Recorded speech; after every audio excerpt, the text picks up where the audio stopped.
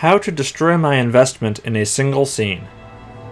Many stories lose steam and get worse over time. In this video, I'd like to talk about a time a story fell straight off a cliff in the span of a couple minutes. I'll be talking about The Rising of the Shield Hero. Spoilers for the first 12 episodes from here on out. If it's been a while since you watched Shield Hero, or you never watched it, let me briefly recap the plot, highlighting what made it work, as well as to give the one very bad scene proper context. In typical isekai fashion, Naofumi is a generic Japanese guy who gets pulled into another world of magic and monsters. This is a moderately grim world with regular waves of evil attacking, and more important for what I'm talking about here, legal slavery of a race of demi-humans. But that's just set dressing. Fantasy heroes are above all that.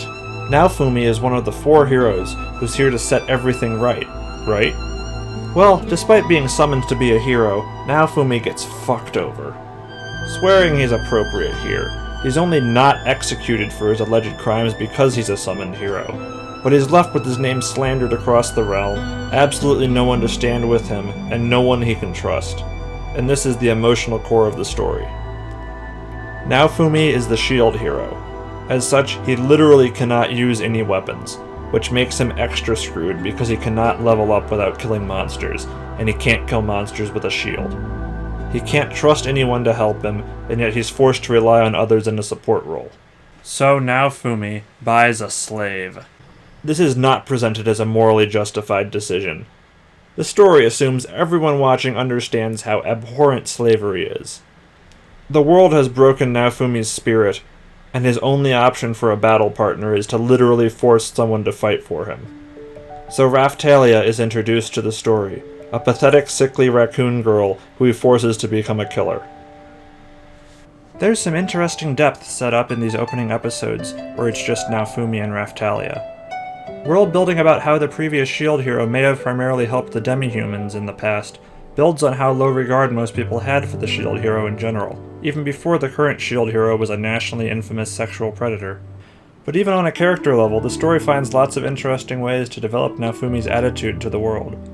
As the lowest of the low, Naofumi can do whatever he wants and people won't think any worse of him for it. It's not like he agrees with demi-human slavery, so he's gonna bring his slave into places that ban demi-humans, and people are too scared of him to stop him. And of course, we're told in no uncertain terms that Raphtalia would have died if he didn't come along and buy her.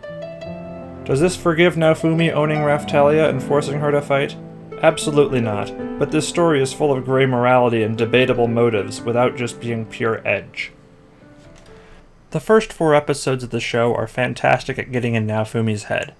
You can completely understand the decisions he makes and the progression of the story. When he is challenged to a duel of honor in episode 4, I said out loud to myself, why would he accept? He has no honor left. And indeed, Naofumi refuses to fight for just that reason. In the end, he's forced into it anyway, but I was clearly reading the story in characters. The story begins in a pretty dark place, but that dark tone is ultimately unsustainable. It does eventually lighten up some. But Naofumi remains ever reliant on others to fight for him, even as he gains allies both directly and politically, and he can still only be a support role in combat. After a while, the very next episode the tone shifts pretty fast actually. He buys and hatches a giant bird that is used as a cart horse, called a Philolial. Naofumi uncreatively names the Philolial Philo. This is nowhere near the same moral level as buying a slave. Philolials do not have human intelligence, they're literally just cart animals. Except that Philo is actually a special, super gifted Philolial queen who can speak and also take human form. Maybe she is literally a slave too now. Gotta expand that isekai harem somehow. And now for the reason for this video, the scene I hated. Naofumi and company travel around doing the kind of stuff heroes do in fantasy worlds, but demanding payment for it because being a nice guy leaves you with nothing left to eat. In their travels, they eventually encounter an undead dragon, and it's much more than they are prepared to face. While Raphtalia is an adult, don't ask how she went from child to mature in a month, that's not important right now, Philo is not. She's a young, impulsive giant bird with no self-preservation instincts and a hatred of dragons. She immediately charges in recklessly. Naofumi yells at her to stop, and Philo does not listen. Ah, I thought, he will have to use the slave mark on her to restrain her. thus harming their relationship and reinforcing that Naofumi still cannot fully trust anyone. But he does not use the slave mark, and the dragon swallows Philo whole. Well shit, there goes the secondary marketable character. I guess Naofumi's reluctance to impose his will on others is really going to bite him, I thought again. This also would harm his severe trust issues even more. It's been several episodes since anything really bad happened. I guess that was just a false sense of security. Naofumi obviously does not take kindly to his companion being eaten, and snaps right back down into the despair he was in at the start of the story, activating the Secret Curse series.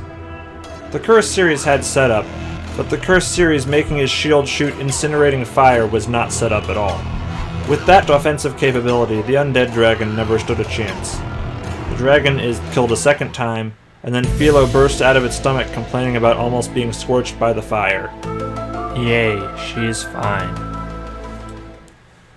This scene destroyed my investment in the story of Shield Hero in 3 different ways. First, and most minor, Naofumi did not act like I expected him to. But it's fine if I'm not completely on the same page as the character all the time. I'm not the one writing the story. Way more importantly, death is now meaningless. This is the big one. This scene was a very bad idea. While the show gets significantly lighter after the first 4 episodes, this is just several steps too far into the comic direction. I can't believe that there's any real threat to a main character after this. The story has jumped the shark and it's only 8 episodes in. And lastly, from a plot progression perspective, the main gimmick is now gone. Naofumi had to rely on others because he cannot attack with a shield. It turns out you just need to be really angry or depressed to be an effective solo fighter. I know it's going for the angle that his best attacks come at a great cost to himself and are a threat to his allies, but it still baffles me how quickly the story abandoned its main tenet. No one's really going to die, and Naofumi can beat anything the story throws at him should the author decide he needs to. Just look how effective he is a few episodes later in the next evil wave. He provides a support role by identifying the real threat in the fight, as well as being the traditional buffer. But that's not enough. Then he takes down the threat himself by summoning a giant Iron Maiden out of the skies to crush his enemies. So that's when I stopped watching the series. I read a few chapters ahead in the manga, but just didn't care anymore. And until I made this video, I didn't come back to the series at all. While Shield Hero was never a favorite of mine, I was invested for the first few episodes, and the opening is very strong. But it sure fell off quickly. Tone shifts I can take, but this moment completely undermined the core ideas and stakes of the story. And that's how a single scene killed my investment in The Rising of the Shield Hero. There were at this point still some interesting ideas put forward in the story, but my faith that the story would tell them in an interesting way was completely shattered. If you think that I shouldn't have dropped the series here, and the payoff was worth it if I kept watching, let me know in the comments. I'd legitimately love to know that the story gets better or it has some really cool payoff later on. Here's one other random interesting thing I don't have any better place to say about Shield Hero. In episode 2, when we see Naofumi bond Raphtalia to him with the slave mark, he pricks his finger to put blood in what's painted on the mark. Yet when Raphtalia gets a second slave mark in episode 5, the anime clearly shows that the slave mark applying kit liquid, whatever you want to call this here, is clear. Which led me to think, at least at the time, that Raphtalia was not actually bound to Naofumi and just wanted the mark to show her devotion to him. However, later in the anime, when Naofumi's looking at his in-game menus for his items and stuff, it still lists Raphtalia as his slave. Really not sure what this shot was supposed to convey then, or maybe it was supposed to be colored in and they didn't color it in. I don't know. Weird random thing. Anyway, thank you for watching. Bye.